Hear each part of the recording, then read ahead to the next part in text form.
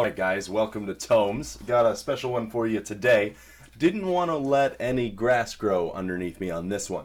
To get started, we're going to talk about a field of science, or pseudoscience if you would, called cryptozoology. Now, if you have no idea what that is, go check out my Bigfoot Bill review by Doug TeNapel. He covers a lot of that stuff in his books. If you still don't have any idea what that is, might I recommend one book. It's Cryptozoology A to Z, written by Lauren Coleman and Jeremy Clark.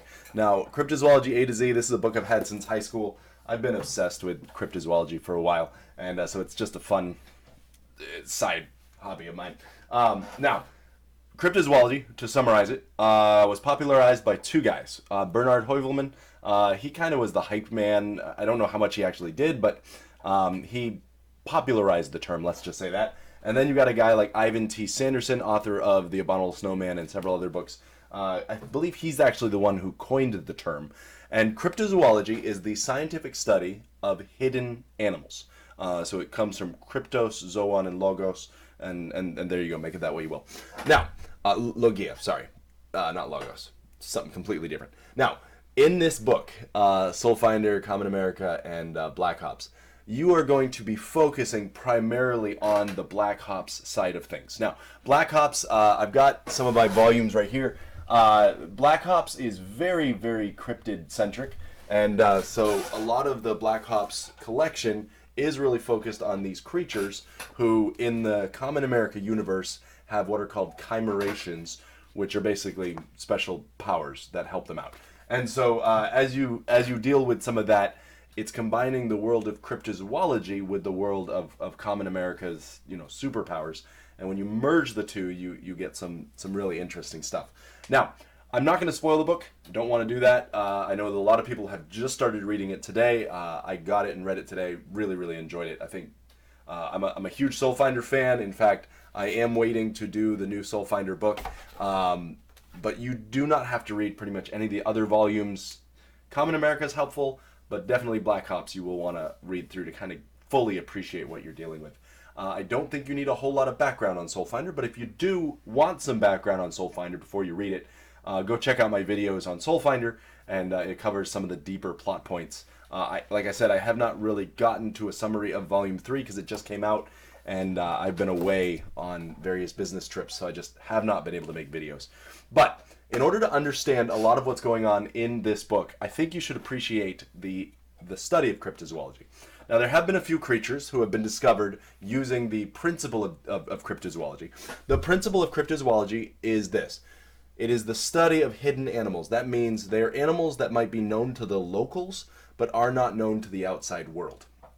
So as you are dealing with some of these creatures, obviously some of them are just outright fake, but some of the creatures might be ones that the locals know about, but have not yet been discovered by the scientific world as a whole. Now, the few that I want to note that I think you'll appreciate as you read the book. First one, it's just a really passing glimpse. It's called the Flatwoods Monster, and you can see some pictures here. It's this alien-like creature that visited and kind of really messed with some people. And so that's a fun one. You'll see that really, really quick, like it just a flash in the pan reference. You also have the Jersey Devil. This is the premier creature of the book.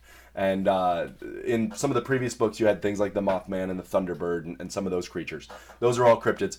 Jersey Devil, the background of the Jersey Devil is kind of fun.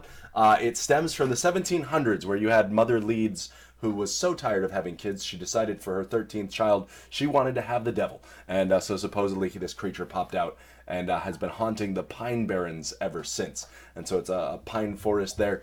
If you want to kind of keep up, I don't know if they still do stuff, but back about 10 years ago, there was a group called the Jersey Devil Hunters who were constantly going in. They actually managed to find the house, supposedly, where the creature was born, and really unpack some of those other things. And so, again, it's a fun little nod, and the creature was supposedly spotted in 1909 repeatedly in what's called the Phenomenal Week. And this is the description that people drew of it. And so it's actually a fairly close drawing when you get to it in the Blackhops thing. Obviously, this little creature right here, this is the Chupacabra. These are the Kentucky Goblins. And so those are just other cryptids. And so it's really fun. And again, here's, oh, come on, it switched to an ad on me. The Kentucky Goblins, which you'll see some drawings of right here. And so there you go. So if you understand, if you appreciate cryptozoology, then I would recommend, like I said, this book by Jeremy Clark and Lauren Coleman called Cryptozoology A to Z. And what it's going to do is it's going to go through just a ton of the different cryptids. And so you can see drawings of them. You're going to see drawings of the various people who are well known in the field. If you want to go even deeper, another book that would probably be helpful is the book of Youkai. Youkai are kind of Japanese monsters. I don't know why my camera is not focusing on that. There you go. And so the book of Youkai is a Japanese kind of monster book. Yokai are a slightly different thing. And then this is the book I grew up with, and I just loved this book growing up. It's called Mysterious Creatures. It's part of the Time Life book collection. And this one is really, really beat up. It's been that way since I was a kid. And I just had to hold on to it. But this is going to get into the Mokele Membe. It's going to get into Loch Ness Monster, all sorts of things. And again, it's got some pretty cool drawings of various creatures. And so again, if you want more information on all of that stuff, I recommend taking a look at those books. But again, you don't have to have a knowledge of all those things to enjoy this book. But again, it is fun. And so hopefully you guys enjoy this book. Hopefully you dig into it. And I'll do a more spoilery review once more of you've gotten a chance to read the book. And so again, if you like this type of material, please like the video, subscribe, share it with a friend, and I will see you next time here on Tomes.